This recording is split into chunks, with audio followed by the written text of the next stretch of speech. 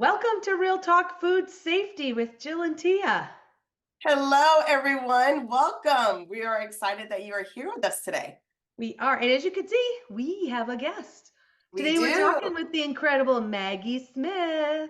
Hi, Maggie. Hey, Welcome. how are y'all doing? Doing well. We are excited to have you on our show today. We are. Finally, third time's charm, maybe. I know, Right. we knew it would work. We I knew. was not going to let it get the best of me. No, right. Yeah. There's one thing we know, like we are persistent and resilient and There problem we go. solvers. That's right. That That's is right. right. We're going to do it. Which is key to food safety and quality people, by the way. Like Exactly. you kind of have to be resilient in this space. Don't you in the space. Well, that's what I tell people when we're training. They, talk about you don't work 8 to 5. And if you go on vacation, I'm like, we're not making rocking chairs. It's safe food. We can't just wait till it's our timeline.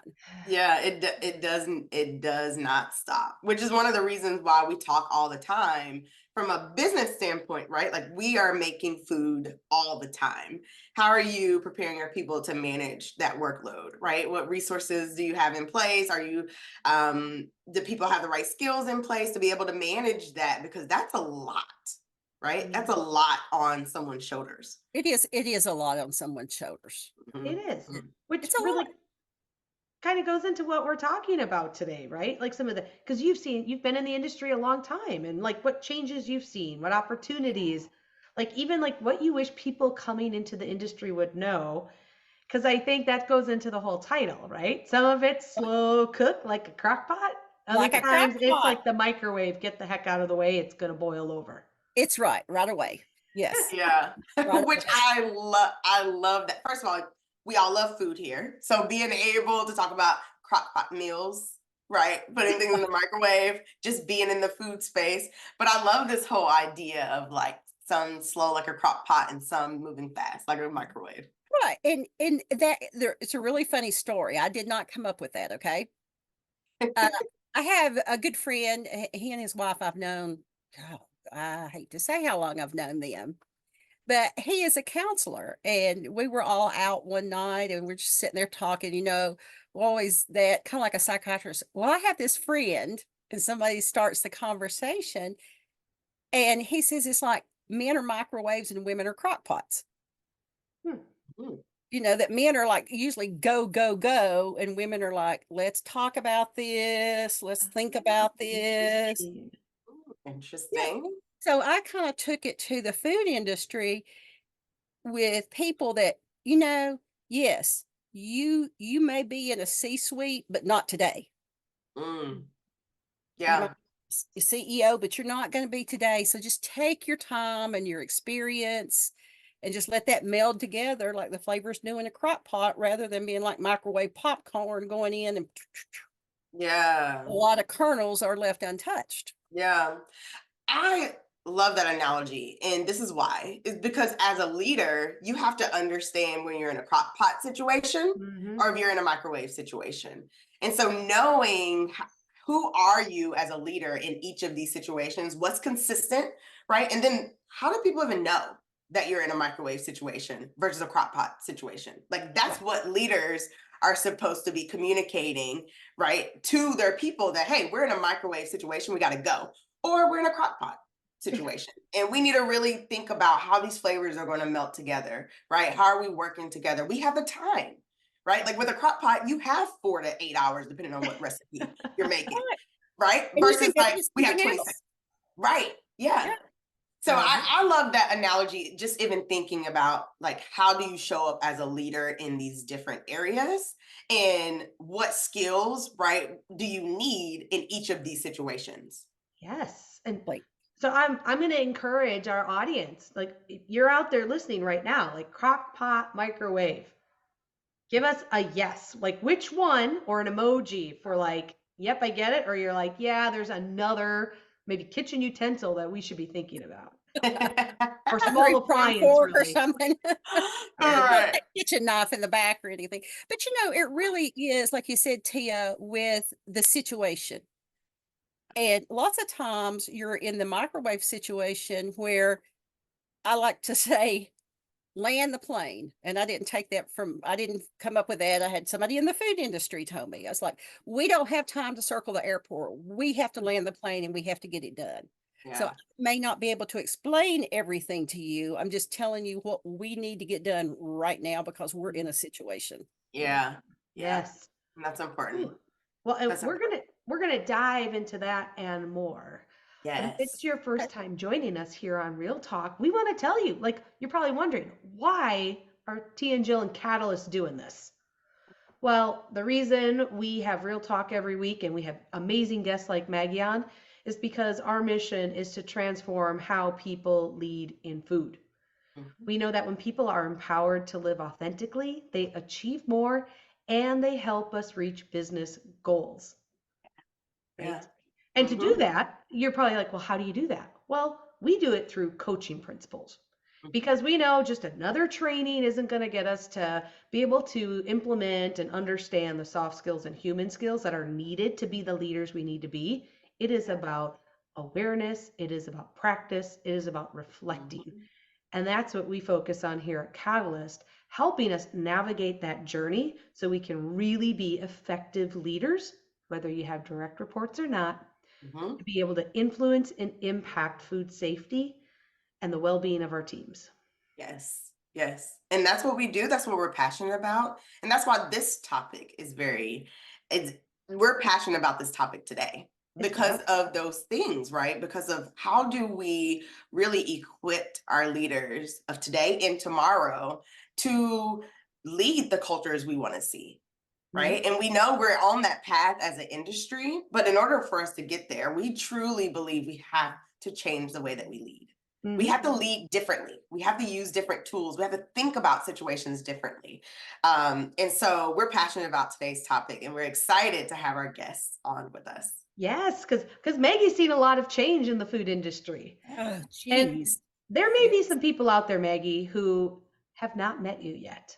So for those people who don't know you, will you share a bit about yourself and what led you to food safety and quality? I will. Yes. Yes. I guess there are still a few people that I've not met. So there's still strangers who will become friends. There you go. Yeah. And so growing up on a farm and being I have a younger sister and our parents were very gender blind. So we both naturally gravitated to agriculture in college. And was taking a meats class in undergraduate school and it just clicked with me. I'm like, oh my gosh, this is what I want to do. I want to work in the meat industry in some shape, form, or fashion. I love learning about the cuts of meat and this, that, and the other. And it wasn't so much R&D and food safety until I got to grad school. And so actually my background is research and development. I did research and development for a number of years. Oh, I wow. had no idea. Yeah, I don't Yeah, think I knew that. no, and actually I actually would when I would develop something new or reinvent, so to say, something I could actually go to the grocery store shelf and tell my mom, "Hey, mom, I did that." Wow, that's Very fun. awesome. Yeah, and then and I love that space, and it just gravitated slowly. As years ago, there was only one company that did audits, but as we got more into food safety and audits and to what we've expanded to today, I just naturally gravitated over. Mm. A lot of people know me in the poultry industry because I am from Tennessee. As TA, woohoo, yeah, your home state. And that's it because the Southeast is poultry mecca.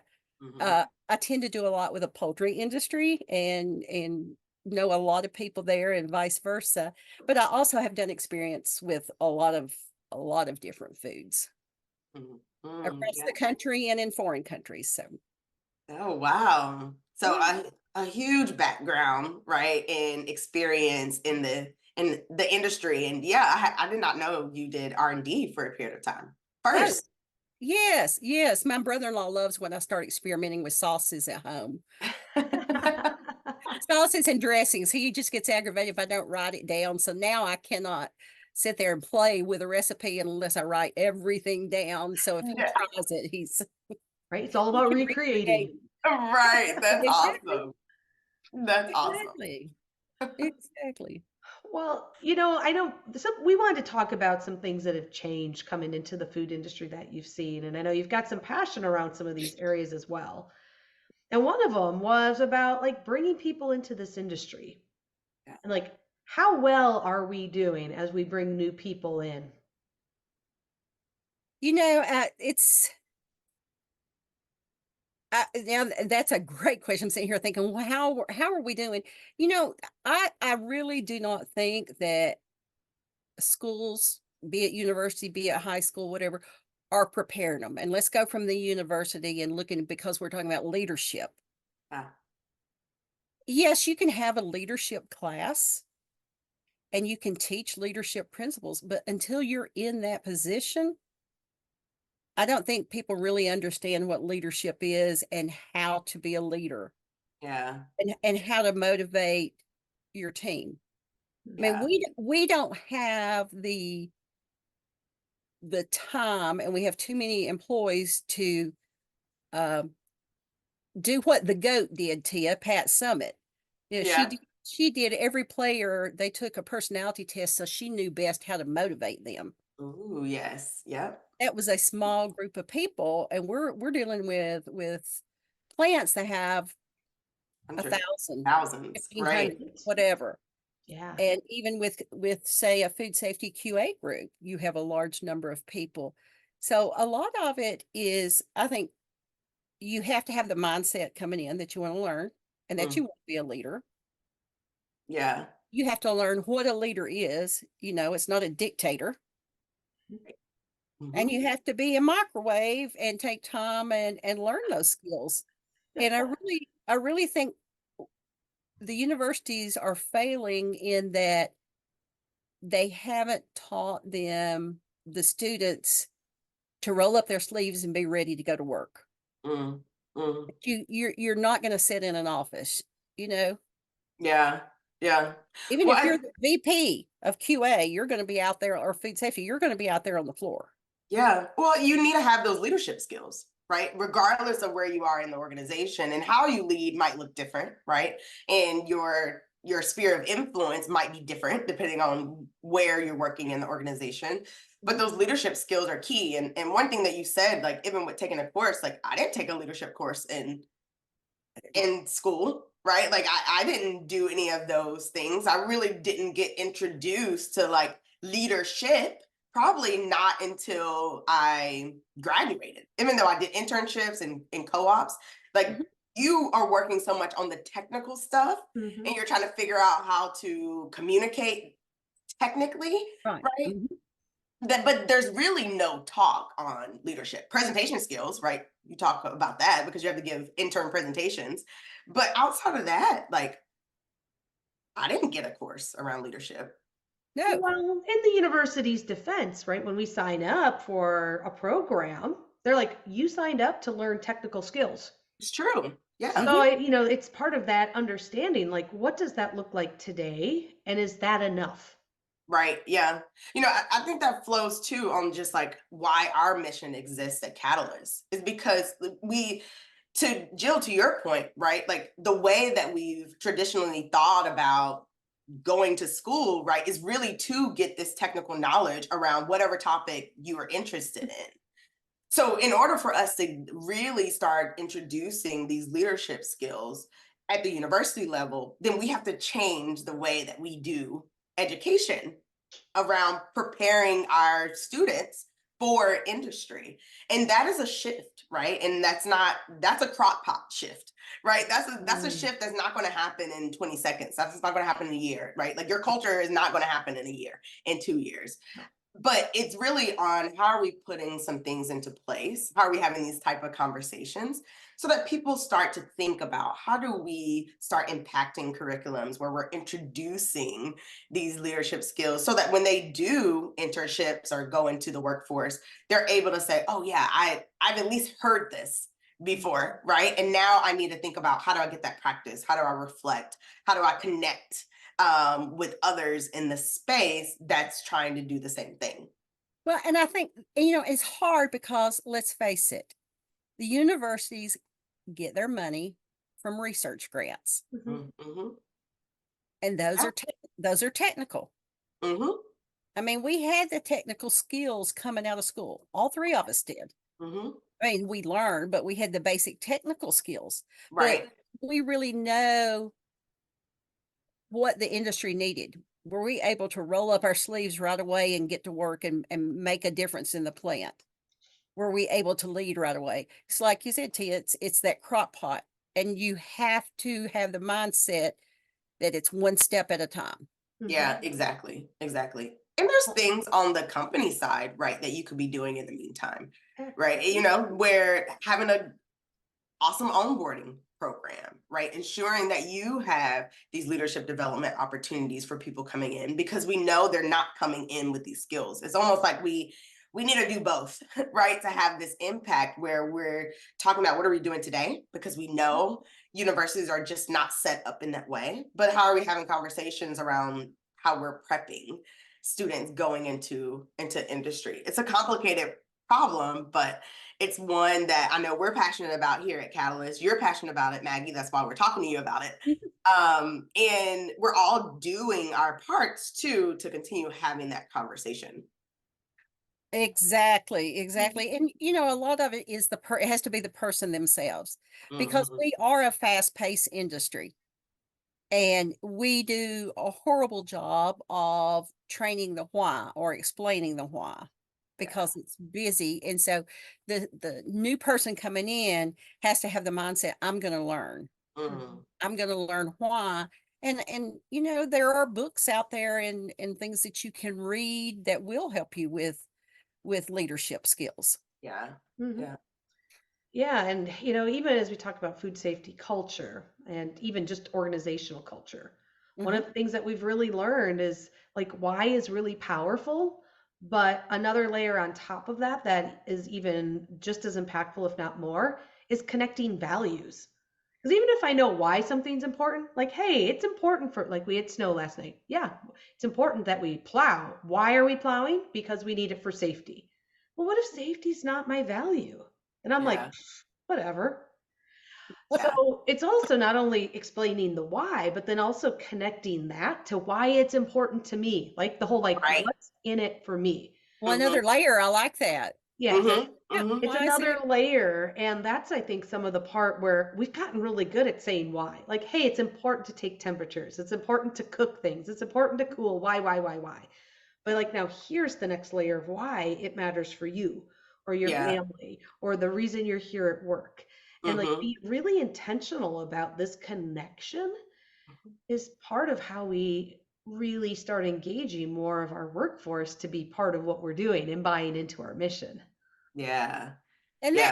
that's it with my mentee. We were talking about chickens and growing and why they didn't work last Friday, but they have to work this Saturday. Mm. Mm-hmm. Could have worked last Friday and had Saturday off.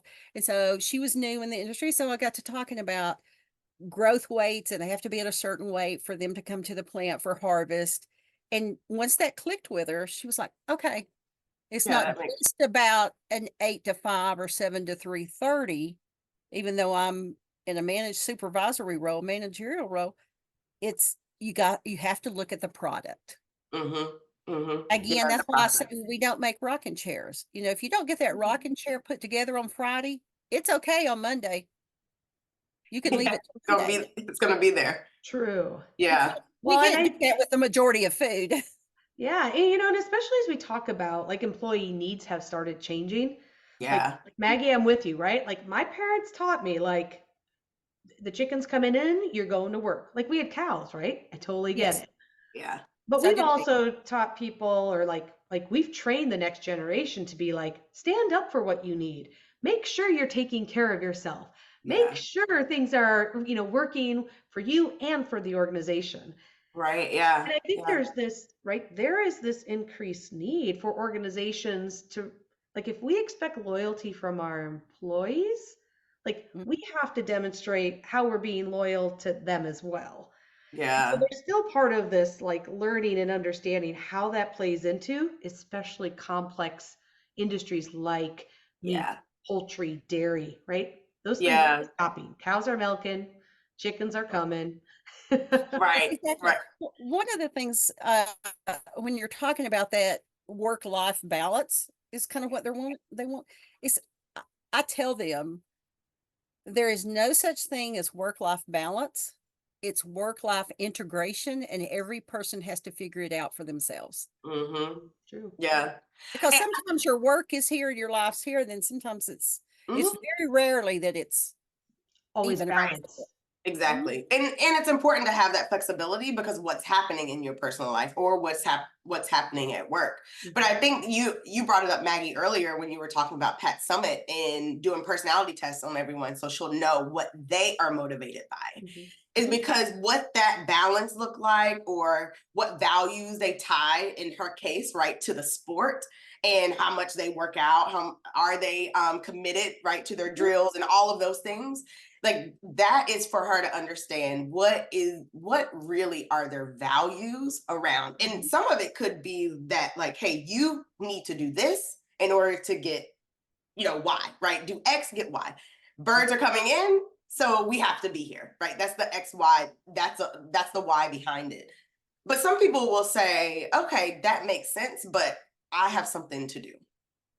Right. So now what is that next layer? It can't just be because birds are coming in. Well, I get that, and you all need to figure that out. But I have things but that just shows that, oh, there's a value there. This person values going to the movies on Saturday night. This person values whatever, spending time with family once a month, and it just happens to fall on this day. True. But knowing that, it doesn't mean that the outcome is different, or maybe the outcome is different, but it's Mhm. really helping them connect to their value to what you are actually doing in the facility. And then how do you have that balance, right? To make sure you're still getting those values that you value, for lack of a better word, outside Yes. outside of work. And us as leaders connecting that for them, helping to connect that for them. Exactly, because as young a lot of young people coming in, they're still searching Mhm. about what they really value, "Ooh, Yeah. I get a paycheck now, I'm making money, and I'm gonna be able to do whatever I want on the weekend. Oops, gotta come in." Doesn't matter if you're a supervisor or manager, you've got to come in, and so they have to realize there's a give and take, and they're also trying to realize where where their spot is in life. Yeah, and what their boundaries are, right?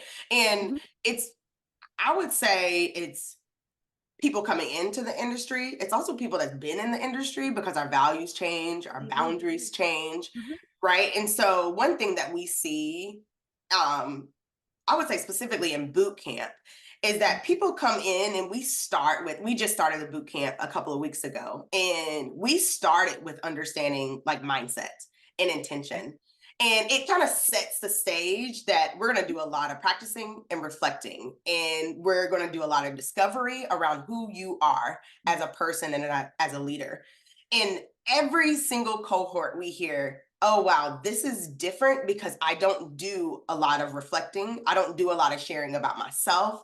I don't talk about myself enough. And these are all the things that you really need to do as a leader, right? mhm, We just have to get comfortable doing it. And these are people that's been in the industry, a few years, and someone that's been in the industry many, many years. Mhm. mhm. We hear that because because we're so busy, Yeah. right? We We don't kinda take the time to understand, what do I value? Right? How is that connected to the organization? Am Mhm. I stepping outside of my values? Right? Do I have boundaries? And are they the same that they were last year or 5 years ago? Like we have to do that work, especially as leaders, because then we find ourselves stepping outside of those boundaries and being overworked and overwhelmed and all the things, right, that we end up doing because we haven't quite looked at our values and our beliefs and our boundaries on who we are today. Exactly. And further on that is, boundaries may not be just it's a box. It's here. Mm, Sometimes that line kind of waves, so your boundaries are not set in stone. Because mhm, lots of times it's the situation, it's where you are, what's going on. And so I think a lot of people miss that box is can be fluid. The mhm. the lines on the box are fluid. Yeah, Wow. you're like me, Maggie. I Like I would 100% agree with that. My husband will be like, nope, I know there's, they're fixed. but Yeah. that's why it's so important to have these conversations with people. Because some people will be like, yep, my boundaries are fluid. And other people will be like, no, they are not. Yeah. Because Yeah. what works for one person doesn't fit always with another person. Mhm. But yet when Yeah. we have this assumption, like, hey, your boundaries should be flexible because that's what business needs today. Well, then what about the days that I need work to be flexible, but you're not being flexible? I Yeah. think there's always those questions that come up because I think we all know companies and organizations will take. Yeah. Right? They're not going to be like, oh, no, you should stop working. Hopefully, you have a good leader who's like, hey, I noticed you've been putting in a lot of hours or you've been showing up a lot. How about what do you need for support right now? Hmm. But we often don't have that in leaders as well. Yeah. So if we're always giving, it's the whole classic battery. Like, how do we know when our battery's full and how do we know when it's low? Yeah. Yeah. I So, remember and even telling, helping people learn that not only when they first come into the industry, so that they don't all sit. I think the other part is you don't have to be in the habit of always being mid battery. Like, I think of a lot of Right. people who are like, we're just treading water, we're doggy paddling, we're trying to stay afloat. Like, Yeah. that isn't the constant state that helps us be successful. Yeah. So, like, Yeah. That's sometimes it big. comes up like the microwave popcorn where it just bursts and you can't take more. And other times we see it in people, right, where it's the crock pot and it's simmering. And as soon as you add one more thing there, that it then blows. it's not good. Right. Yeah. But Yeah. you know, when you go back to your companies give or take. I remember one of my first employees, and we're still good friends. And I told her, I said, you know, if during the day or during the week you aren't getting your job done, there's two things that I'm going to look at is number one, what are you doing during the day that you're not getting it done? Are you not making good use of your time? Number two, if you're making good use of your time and you still can't get it done, maybe we need to look at rearranging what your job is or bring somebody in Mm. because apparently Oh, it's too much for you. yeah. So it's either one or the other. It's either leaning more toward the employee, are they not uh, good time managers, or us as leaders and the company, are we trying to make one person do too much? Yeah. Yeah. I'm glad you brought that up, Maggie, because I think that's big for leaders, right? To be able to explore versus assuming, right? Assuming that, oh, you don't know how to manage your time, or assuming, right, we need to hire 3 people. Both of those might not be the right solutions. They But I not. like the way you said it on having those conversations. Like, what is it that's standing in the way? Is it because you know you don't know how to structure your day and you need help with that, or you just have too much and we need to help you with resources? Mhm. It's usually one or the other. Mm-hmm, mm-hmm. But I think it kind of goes back to the analogy, right, of crock pot and microwave Mhm. too, right? Like if this person is not getting their work done and it's super critical, how are you going to handle that situation? Versus like, okay, they're not getting their work done. Maybe it's a goal over the next year, 2 years that they're working on. It's more of a crock pot situation. So how you explore that, right, as a leader might look different if it's like, okay, we need to turn this in by Mhm. next week and I haven't seen anything today. Exactly. Yeah, I like this analogy. I'm gonna keep using it. Have at it. Have at it. Yeah. So my question is, what are y'all? Crock pots or microwaves? Ooh. Both, Ooh, Yeah, I would say right? both. Depends on the situation, depends on what the topic it is. is. Yeah, I Yeah, agree. I agree. Like, they are both useful small appliances. they are. They When are. used in the manner they are meant to be used. They are the best two inventions ever, aren't they, for Right. different Yeah. people? You know, Um, I feel like I need a little bit of both in my life Mhm. because it keeps things interesting. But you know, if there's a lot of microwave situations, like sometimes I'm like, okay, I just need a crock pot meal. Right. Like I need Yeah. something where I can put it on, it's gonna sit, we're gonna have conversations, right? And I don't have to feel like I'm going a mile a minute, yeah. you And know? the thing about that too, with a crock pot meal, and you're going about it, you start smelling those flavors and you start getting excited, which is sometimes in the workforce when you slow down and take your time, then you do start getting excited Very true. Yeah. because of what you see. It Yeah. reminds me of culture, right? I think people try to do these quick solves, and we've kind of gotten into this because it's like people are trying to figure out how is it going to be regulated, and they're trying to do all the GFSI, requirements, and people are trying to turn it into a checkbox activity, a microwave quick activity with culture. Oh, we have these 5 questions, or we do this survey every 18 months, and they leave it at that. But culture isn't like that. Culture is a crock pot.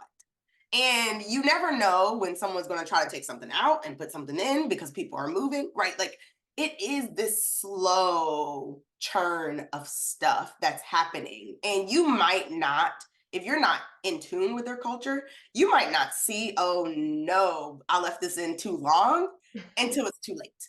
Right? Like, oh no, we have a problem until it's too late. And now we need to figure out what we need a microwave to get us back on track for dinner. Right? So it's like, I think that's a great analogy, just even thinking about culture, because it's not a quick fix, right? It's not a quick improvement because you're working with people. Mhm. Which kind of goes to Maggie. When we were preparing for the show and talking about what things you want people to take away. I think this kind of goes into the second one where it was like absorb as much as you can from everyone around you. Mm-hmm. That's more crock pot thinking, right? Versus like Yeah. microwave, like boom, over there, like Yeah. crock pot. Like what would that be like? Or how do we, because you even said like this is where it's important for companies to kind of figure out how do we help simmer. How do Yes. we do that for people when we are many of the times juggling 100 balls on the hamster wheel? Yeah. How do we do that? I would be in the Caribbean on my private island if I had the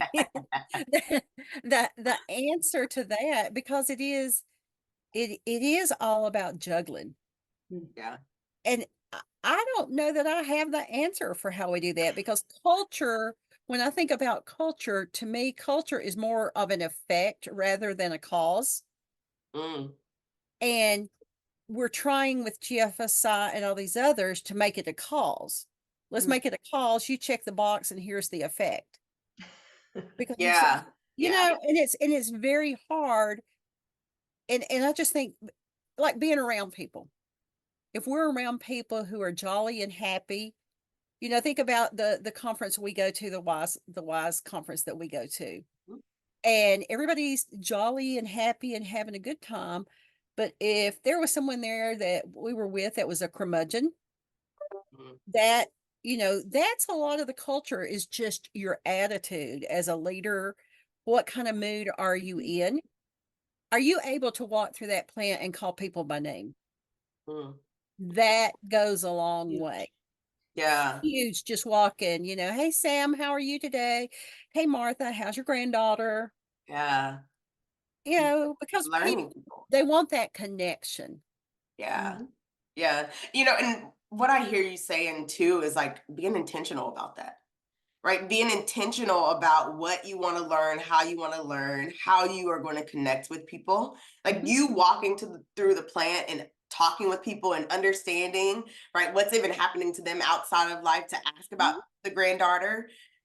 You have intentionally asked those questions and had conversations that's not just about production. Mhm. And so, in order for you to be able to step into this space, you have to be intentional about it. You do. You do. But I think that goes to the absorbing of things too, right? Because even in those situations, like it could be a random Tuesday, you could be like, hey, Martha, how are the grandkids? By the way, what's working well out here lately? Yeah. And making space. Mm-hmm. But the cool thing is that question you can ask your CEO. What's been working well lately? Exactly. You can ask someone in purchasing, someone over here, or you can ask customers. Like there are things that if we just make the space, Yeah. like you said, those are the things that create just the environment and the energy, but we have to Yeah. be mindful and intentional about it. Yeah. Yeah. And Even when you think you know the answer, right? Like there's times where, you know, I've asked questions and I feel like I know the root cause of this consumer complaint. But if I go down to the floor and I'm like, hey, I got this complaint. What do you think about that? Where do you think this comes from? Like the ideas and the thoughts of people who this is their job, they see it every single day. Mhm. Like there's so many times I've asked those questions of like, man, how could we even end up here? How does this even happen? How could it happen? I find out so much more than me going and just going ahead and writing up the response because I'm using my own assumptions. Mhm. So like even getting other people on board with you and having those conversations and just having those conversations, you're learning about people, right? And you're learning about their values. And I'm throwing in things like, wow, really? Oh, do you see that often? Is that a barrier that you all see? No, we don't see it that often. So maybe this is a one-off complaint or whatever, right? But like having those conversations, you're also learning about the job, right? You're also getting an experience from them. I'm seeing an issue that I've never seen before, but they see it, right? So it's like just going back to like, how do you even like learn and absorb those things? Just asking questions and being there and not leaning on your own assumptions, right? Just opens the conversations. Right. And asking those, it's not always supervisors and managers who have the answer. Mhm. Absolutely. You Yeah. know, the hourly employees can tell you exactly what's going on and what's not Mhm, going on, mhm. Mhm. and what's working and what's not working. Yes. Yes. And how do you think we could do this better? Right. Exactly. So Exactly. we definitely have to ask because lots of times they're not going to speak up. Mhm. They're intimidated. We have to ask, but also when they come to us, we have to listen. We cannot brush off what they say. Mhm. Yeah. Yeah. Yeah. And even that, those are skills that we learn, Mhm. practice, and we cultivate awareness. A few Yeah. weeks ago, we had Katie Jones from Trustwell on the show. Mhm. And she talked about, for her, one of the biggest transition, or I shouldn't say the biggest transition, something that was impactful for her and her leadership was just learning the art of asking big questions. Yeah. And so the example that we had shared on that show was like, right, when something goes wrong, we typically go out, and ask people like, hey, what happened here? Mhm. Why Yeah. did this happen? And we mean it with good intent. But when we start with the why, it Mhm. almost comes out and makes people defensive because it sounds a little like accusatory. But Yeah. instead, if you were like, hey, what did you notice about this? Yeah. Yeah. Yeah. Just we're going on the same path, but as a leader, having the awareness of how we show up, the energy we put out there, the choice we have in words is big. Yes. And too often we think, well, we're just going to go. We're so used to just chatty, chatty, chatty, chatty all the time. Like our brains don't stop thinking and things come out.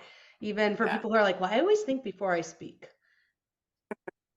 There's Good for different them levels because of I that. don't know how to do that. But That there, is a but there, skill. there is the art of learning, right? How do Exactly. you shift things? Mhm. Mhm. How do we create? Because once again, culture is all about conversations and people. Exactly. So if we want a different culture, if we want to shift the culture, how do we have different conversations?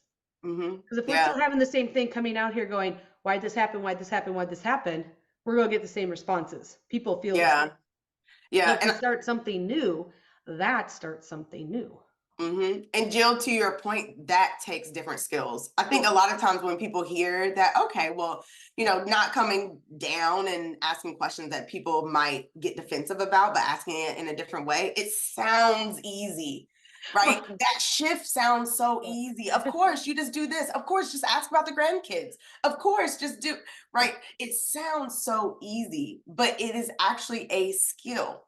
It is actually a yeah. skill and skills that are needed, especially as we talk about strengthening our cultures. Yeah, especially as we've always talked about, like ask the five whys. Whew. Like now Oh we're yeah. like, don't start with why. Yeah, Yeah, yes.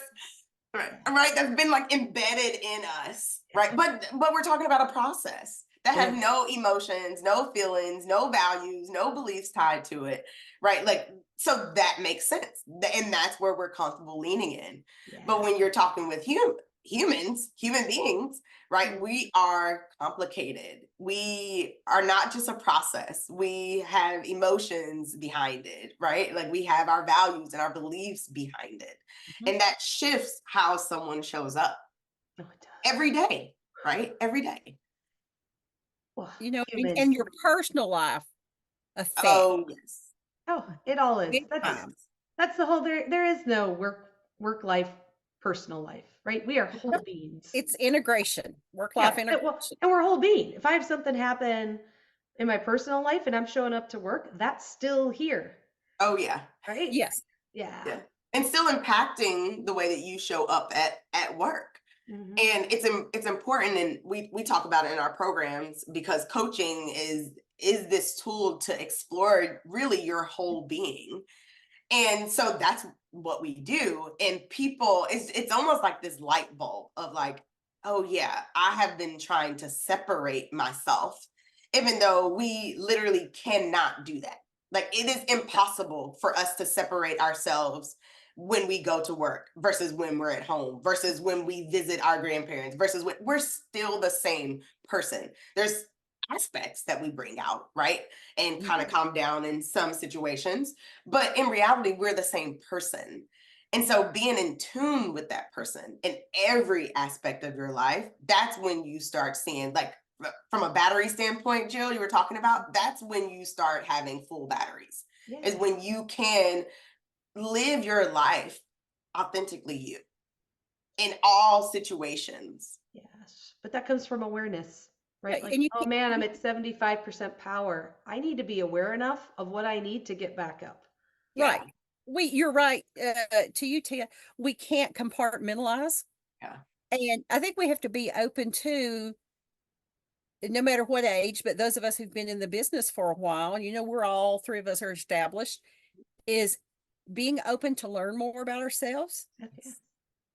Yeah. I Yes. was well, one of the ladies that we know, I was eating with her, and my sister and nephew came to meet us.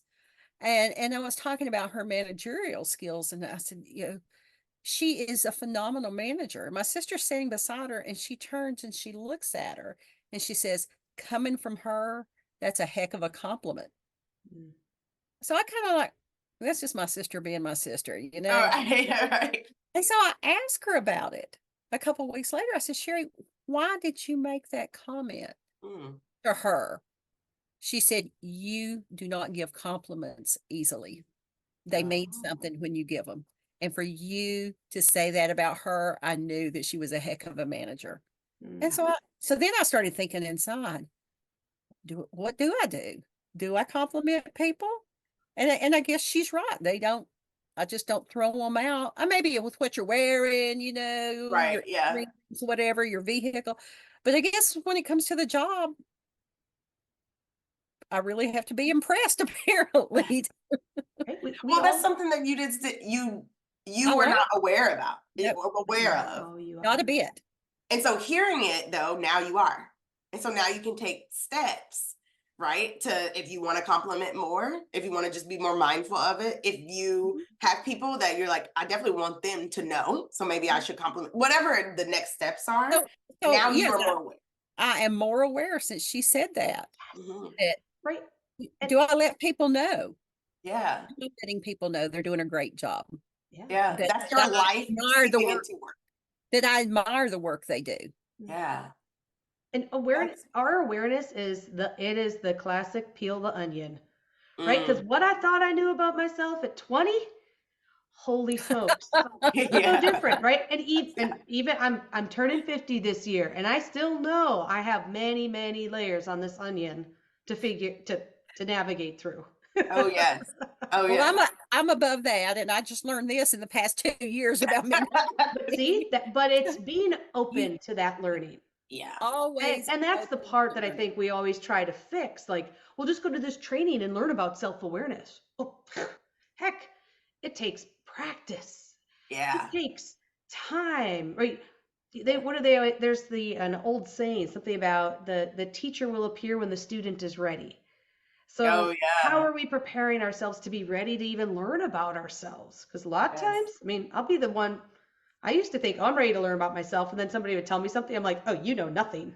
Right? Right. So, like, how open are we Oh, to learning about ourselves and even the things that maybe don't stick? Like maybe that person who told me that, and I was like, huh, well, that's interesting. But I just put up a wall versus going, oh, I should examine that. well, Yeah. in our 20s, we're 10 foot tall and bulletproof. Oh, it didn't happen when I We was have the 20, let me degree. tell you. Yeah. Yeah. We have our degree. We're ready to change the world. But research has shown that the brain doesn't mature until about late 20s or 30. Mhm. And I tell these young people that, and then of course, they don't like to hear that. But I Mhm. look back on me as like when I turned 30, when I turned 40, when I turned 50. Yeah. If you're not there yet, trust me, each decade gets better and you feel more comfortable in that onion skin and you're Yeah. okay with shedding it. Yep. Yeah. Because you're Well, peeling it back. Hmm. and you're navigating new pathways. So even if our brains mature, right, we all know like everything that grows then starts to die. Mhm. So we may mature at 20, late 20s, but if we don't keep the cycle going of the learning, like, Yeah. right, things start kind of not, they're not always to our advantage. Yeah. Yeah. That's But important. Yeah. I think That's important. learning is. I agree. Mhm. And with what we're in, I mean, we look at food safety, we look at food quality, we look at this culture, we look at this. Our industry is like the medical industry because Mhm. there's just so much that can, intertwine and it's not just ABC. Mhm. Right. Yeah.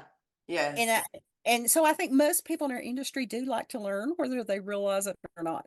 Mhm. Mhm. Mhm. Yeah. Yeah. When we talk to people about food safety culture and we hear, "Oh, there's nothing for us to do." Right? Like we don't, we're not working on anything because our culture is perfect. I typically think, okay, there probably needs to be the first step of like Jill, even what you were talking about, like being at the point where you just like put a wall up, like you're not ready. You're not ready for that next step of really understanding what do I need to become more aware of in my space. And it's because like, you're not quite ready for that next step. And there could be a million reasons why. The organization's not ready. And so you're trying to align there, and there's many reasons why people say that, but we also know that that statement is most likely not true because we all have work to do on ourselves, and we all have work to do on our culture because it's ever changing. People are moving in and out of the organization, and we know just that movement, just someone getting promoted in the industry, so it could be something positive. Someone getting promoted in your organization causes a shift in your Mhm. culture It because does. someone is now going to have to take that spot. There's someone different on the team. They have different values and beliefs and all the things we've been talking about.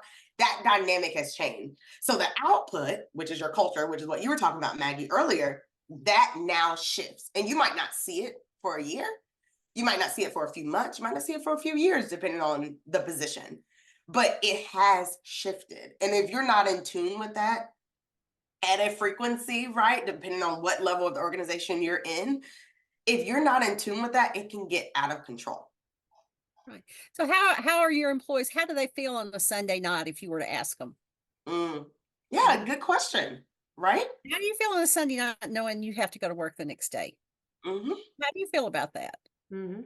I'm curious for the people that are watching today. Have you asked your team that before? Mhm. I I would venture to Powerful. say nobody has asked. Mhm. Okay, how'd you Ugh. feel last night knowing you have to come into work tomorrow? Yeah. Yeah. Yep. Yes. That's And and that's an important question, and you can learn so much from it. Mhm. and I know the three of us, depending on what we've got going on for the week, Mhm. it could change. Yes. Like, oh gosh, hey, this week is IPPE, this week is WISE. I know I'm going to be around like-minded people I enjoy being around. I know I'm going to learn, or I have an IRS audit tomorrow. Right. I don't, please knock on wood that doesn't happen. Right. Yep. But it really, just because your Sunday night attitude is not going to be the same. Yeah. So it's not a one and done. You can't ask it one time, and whatever answer they give you is Right. how they feel every Monday. Yeah. Right. And I would say the con or the downside of surveys, right? Like if you're doing a survey or assessment and you're doing it, once a year, every 18 months, remember that's a moment in time, just like an audit, right? That's a moment in time. So if I'm doing the culture survey the week I also have a supplier audit, Right. I may or may not be in the best of moods, right? I may or may not have some examples, some real fresh examples, Well, and right? this, but these are great examples too of where when we just ask the question, like, what's the follow up? And I Yeah. may be like, I am not excited to come to work tomorrow. Well, that may be because maybe there's something going on at work that just doesn't excite me. Maybe I have something going home in my personal life. Yeah. So once again, another opportunity for connection with people. Like when we have people first cultures. So as a leader, I get to learn about what's important or what my team members value. If I'm a team member, just connecting with another team member, I get to learn what's important or what causes stress for people. So Yeah. all of it is a learning experience. And Yes. it's not all rainbows and unicorns. No, I no, read right. I read an article by Rory Vaden one time, and I keep it and I give it to a lot of people, especially younger people coming into the industry. Enjoyment is not a requirement. Mm-hmm. Sometimes you have to do the job. And his analogy was when his mother told him when he was growing up that he needed to clean his room. He was like, Mom, I really don't like cleaning my room. And she said, Rory, enjoyment is not a requirement. It's a task you have to do. And Yeah. sometimes we all have to do that sometimes. So just because we look at our boundaries and our values doesn't mean we have to be so self-centered that what makes us happy all the time. Yeah. Yeah. And I think being aware of that and knowing, right? Like for me, I understand why we do it. All the above, it needs to be there, but internal GMP audits, I was like, for some reason, it just wasn't my jam. It just wasn't. And I actually like to be audited. And I like audits. Like I do. But to perform those audits, and they're quick, right? But they're like 30 minutes. You gotta make time. You gotta get a lab tech. You gotta get your ops person. We all gotta go to the floor. We all gotta talk about it. We've been talking about it all these weeks. Like just that whole process, it was not my jam, but it was my responsibility. And so like I know that's a part of my job that I'm not super excited about. I'm excited about the things around it, but knowing that, right? And my team also knew it, right? The people I worked with, they also knew it, but we knew we had to get it done. And we worked together to make sure it was as enjoyable as it could be for everyone involved. But that awareness and how I'm going to show up to this task is important. Well, and how you sit there. Because, right, part of it is like you will never know happiness if you don't know unhappiness. But the difference between how people handle that is, can I sit in a state that maybe isn't ideal for me right now, but I can still be here? Can I hold space for the pain, for the unhappiness, the fear, and still function? And be open to learning. And what does that look like? It Yeah. doesn't mean that I have to constantly push those things away, but how do I create space to be there and understand what that is and still be able to move ahead? And he Yeah. goes, first of all, T, I'm going to use it's not my jam, but it's my responsibility. Yeah. I love that. I love that. Yeah. But I go back when you're saying you sit there and do it. One of the things that helps me most is when something happens and maybe somebody hurt my feelings or maybe work's not going right. And I ask myself, is this really going to matter in 5 years? Good one. When something's eating at me, is it really going to matter in 5 years? And if the answer is like, no, it's not, it's like, okay, don't worry about it. Take care of the situation, but don't let it eat away at you. Yeah. Yeah. Yeah. And You know, it's go remembering ahead. that we're the ones who are in control of our emotions, Yeah. right? We Yeah. often think that, well, they made me mad, or that made me frustrated, or that made me unhappy. The only one guiding those emotions is you. Yeah. So And it's if you okay want to for us feel to have something negative different, then emotions shift the sometimes. thought up here and Right. Yeah. shift the emotion. Yeah. And you're right, Maggie. It's okay. It's okay to have those thoughts. It is okay. It's a necessary part of being human. Mhm. I feel like we just made a circle back to resilience, Woo! right? Like I feel like we started out with resilience and the Amen. fact that we have it, but then we just kind of had this whole conversation about why it's Mhm. important for you to have resilience as a leader, right? To be able to sit in it and still be able to function, still be able to learn, still be able to have an open mind, still be able to talk to people who actually might love it, and but you don't. That's okay. But someone else might actually love doing this type And of. never, and we don't know everything. Let's Never. look at that at the private Facebook page we're on, the pink ribbon. How Mhm. many people do you see with 20, 30 plus years of experience that are coming on there asking technical questions? Yeah. Even if it's I'm second guessing myself. Yeah. Yes. Or I just want Yes. another opinion, or what's other current thinking going on here? Mhm. Yeah. Absolutely. And I'm sure Huh. each of us have done it, right? Where we have people call us up and say, I just want to walk through this issue with you. Mhm. I've Right. done Yeah. I've done it with Jill, and I'll do it with a good Or friend of mine others. over time that is not in the automotive electronics and Ooh, yeah. automotive, Different yeah, perspective. which is very. I'm like, how do you know that? It's a I- different perspective.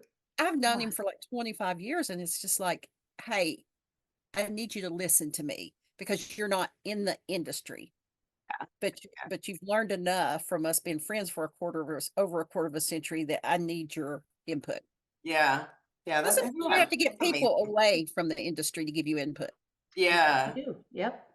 That's amazing. Whew. Just having I people know. around you like that. Yeah. Yeah. So we have to leave, Wow. huh? And I it's know our time goes fast, doesn't it? it does. And I think as I think about like all the things that we've covered today and relating that back to microwave and crock pots, Maggie, what's the one thing you want people to take away? That sometimes you are a microwave, sometimes you are a crock pot, sometimes the situations call for one or the other, Hmm. but in the end it gets done. Yeah. It gets done. Yep, you get Yeah. dinner on the table both ways, right? You get it on the table both ways, and it gets done. Never be afraid to roll up your sleeves and have at it and ask Yeah. questions. Yeah. Yeah. Yeah. But Be the constant microwave or learner. crock pot, it gets done. It Love it. gets done. And it's up to you to decide how, right? Yes. Exactly. Oh, Maggie. So there may be people out there who are like, how do I get a hold of Maggie? Like, I want to learn more. I want to run some things by you. I just want to connect. What's the best way for people to connect with you? Either via cell phone or via my email address, which is maggie.smith@viandgroup.com. And that's VIAND. Awesome. Viand Group. Well, Yeah. Maggie, we have definitely had a lot of great perspectives, ideas, thoughts to Yes. share with our audience. We so appreciate you spending this time with us We and do. with them. And oh, it was just I'm so glad we fun to have this finally got to do conversation it. with you. Me too. Horses got in our way, but we weren't going to let them get us down. So I'm so glad we finally got to Nope. do this. Me We too. are going This to is do it no great. matter what. Yes. Yes. So thank you for being on our show today. Oh, We thank you. I appreciate it. enjoyed the conversation with y'all. Oh, Yes. well, and for those who are here with us, thank you for being here. And of course, we are going to have another Real Talk Food Safety episode next week, same time, same place. So until then, make it a great week. Bye, everyone. Bye, everyone. Bye bye.